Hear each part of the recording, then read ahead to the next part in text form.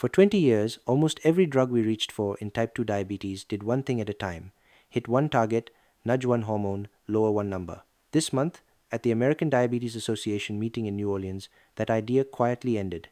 A single once-weekly injection that switches on 3 different hormone receptors at once took almost 2 percentage points off the A1C and stripped about 15% of body weight in people with type 2 diabetes. So the question this week is not whether more is possible.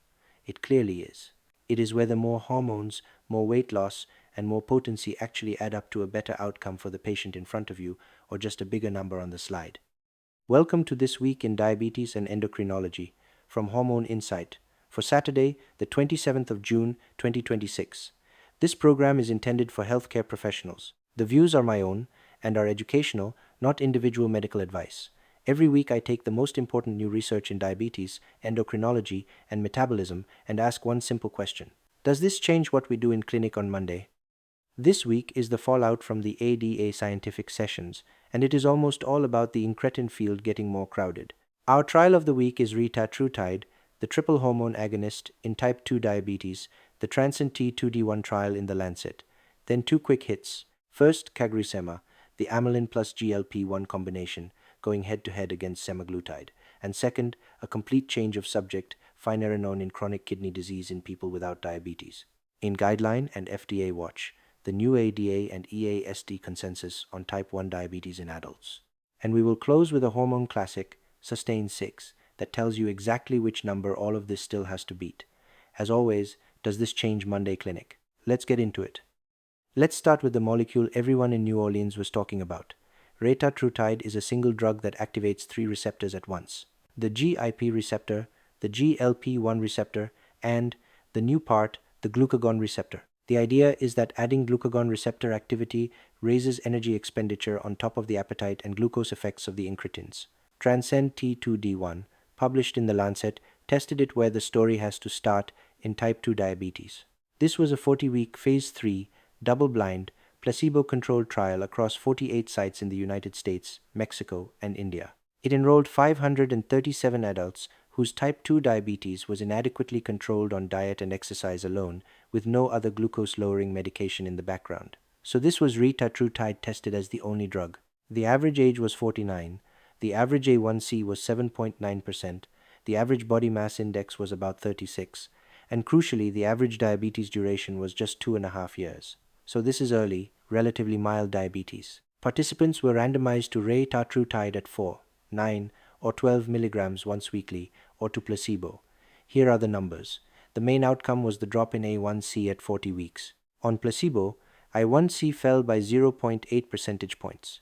On Retatrutide, it fell by 1.7 on the lowest dose, 1.9 on the middle dose, and 1.94 percentage points on the top 12 milligram dose. So against placebo, that is a treatment difference of about 1.1 percentage points at the top dose, and it was highly significant. And the weight loss tracked alongside it. Placebo lost 2.6% of body weight. Retatrutide lost 11.5%, then 14%, then 15.3% across the 3 doses. On safety, the pattern is the familiar one for this class. Mostly mild to moderate gastrointestinal effects that settled with time, discontinuations for side effects of 2 to 5% on the drug versus 0 on placebo, and no severe hypoglycemia. There were 2 deaths, both in the lowest dose group, and both judged unrelated to the drug. So, now, my comments. First, let's be honest about how impressive this is. Nearly 2 percentage points off the A1C and 15% of body weight from a single weekly injection is at the very top of what we have ever seen in type 2 diabetes. The triple agonist clearly works. But here is where I want to slow everyone down, because there are 3 things this trial is not. First, it is not a long trial. 40 weeks tells you about glucose and weight. It tells you nothing about heart attacks, strokes, kidneys, or eyes, and nothing about durability beyond a year. Second, it is not a hard test of the drug. This was monotherapy in people with an average diabetes duration of 2.5 years, treated with diet and exercise only. That is the easiest possible population in which to look good. It is a long way from the patient on metformin, an SGLT2 inhibitor, and insulin who is sitting in your clinic. And third, it is not an independent trial. It was funded by the manufacturer, Eli Lilly, like almost every drug trial. Not disqualifying, but worth saying out loud. So the potency is real and genuinely exciting. The outcome data simply do not exist yet. The bottom line on Retatrutide. Does it change Monday clinic? No, and not for a while, because it is not approved and the cardiovascular and kidney outcome trials are still running. But it resets your sense of the ceiling. We now have a drug that can deliver 15% weight loss and put a real dent in the A1C at the same time in type 2 diabetes. When it arrives, the conversation will not be, can we lower the sugar? It will be, how much metabolic change do we actually want, and in whom? For now, it is the molecule to watch, not the one to prescribe. Quick hit number 1 keeps us in the incretin world, but adds a twist. CagriSema is a fixed combination of 2 drugs in one injection. Cagrilintide, which is a long-acting amylin analog, and semaglutide, the GLP-1 drug you already know. The REIMAGINE 2 trial, in the Lancet Diabetes and Endocrinology, ran the comparison that matters. Its primary efficacy endpoint set CagriSema at 2.4 mg of each drug against semaglutide at 2.4 mg at 68 weeks. The underlying question is a fair one. If you add the amylin to semaglutide, do you actually beat semaglutide on its own? They randomized about 2,700 adults with type 2 diabetes on metformin with or without an SGLT2 inhibitor. Here is the result. On the primary endpoint, which was A1C, the combination fell by 1.91 percentage points and semaglutide alone by 1.75, so the combination won, but by 0.16 of a percentage point. Statistically significant and clinically almost invisible on glucose. Now the caveat, and it is the whole point. The reason you would add amylin is weight, not sugar, and here the primary endpoint was glucose, not weight. So, before anyone calls this a clear upgrade, I want to see the head-to-head weight comparison stand on its own, and I want to know what the extra injection and the extra cost actually buy. Verdict, watch. Promising biology, but on glucose alone the gap over plain semaglutide is tiny. Quick hit number 2 is a deliberate change of subject, because not everything this month was a weight loss drug. FIND-CKD, in the New England Journal of Medicine, took Finerenone, the non-steroidal mineralocorticoid receptor antagonist we already use in diabetic kidney disease, and asked whether it helps in chronic kidney disease in people who do not have diabetes. This matters because that benefit has never been proven outside diabetes. They randomized about 1,600 adults with chronic kidney disease and protein in the urine, all already on a renin-angiotensin blocker, to Finerenone or placebo. The result: Finerenone slowed the loss of kidney function. The yearly decline in filtration rate was 3.3 milliliters on Finerenone versus 4.0 on placebo, a difference of about 0.7, and the combined kidney and heart outcome was reduced, with a hazard ratio of 0.77. The caveat is the one you would predict for this drug: high potassium. It happened in 17% on Finerenone versus 13% on placebo, so this needs monitoring, not blind prescribing. Verdict: adopt with care. This is a genuine extension of the cardio-kidney story beyond diabetes, and it is exactly the kind of patient we share with our nephrology colleagues. Now, Guideline and FDA watch. The big Guideline moment at this year's ADA was an updated ADA and EASD consensus on managing type 1 diabetes in adults. The first refresh of that document since 2021. 2 changes stand out. First, automated insulin delivery, the so-called closed-loop or hybrid closed-loop systems, is now named the preferred way to deliver insulin in type 1 diabetes, not just an option for the enthusiasts.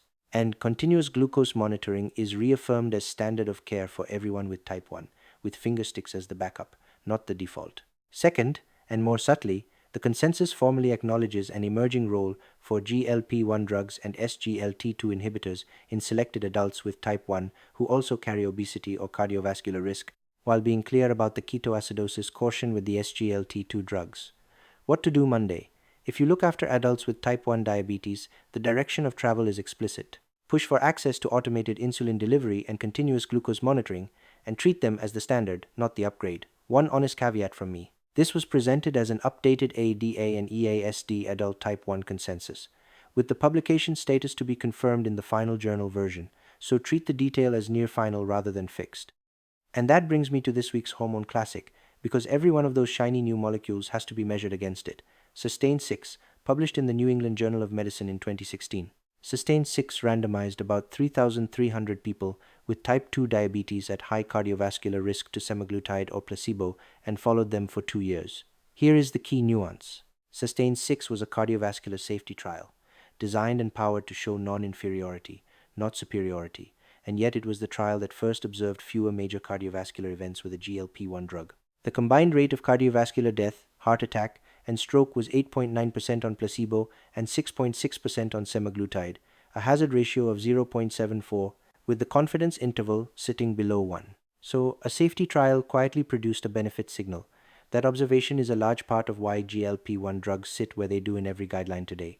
But SUSTAIN-6 also carries the warning the new drugs must answer. In that trial, the rate of serious eye complications, retinopathy, was actually higher on semaglutide, almost certainly from lowering sugar too fast in people with pre-existing eye disease. So the lesson is both halves at once. Prove you protect the heart and prove you do not harm somewhere else. Retatrutide and CagriSema have shown us the sugar and the weight. SUSTAIN-6 is the outcome bar they still have to clear. So, the bottom line. 3 things to carry into clinic this week. 1. Retatrutide, the triple agonist, is at the very top of what we have yet seen in type 2 diabetes, nearly 2 points of A1C and about 15% weight. But that is 40 weeks of glucose and weight in easy patients with no outcome data. Potency is not yet proof. 2. Newer is not automatically better. CagriSema beats semaglutide on A1C by 1600ths of a percentage point. Before you reach for the combination, ask what it actually adds for your patient and at what cost. And 3. The cardio-kidney story keeps widening. Finerenone now has real evidence in chronic kidney disease without diabetes.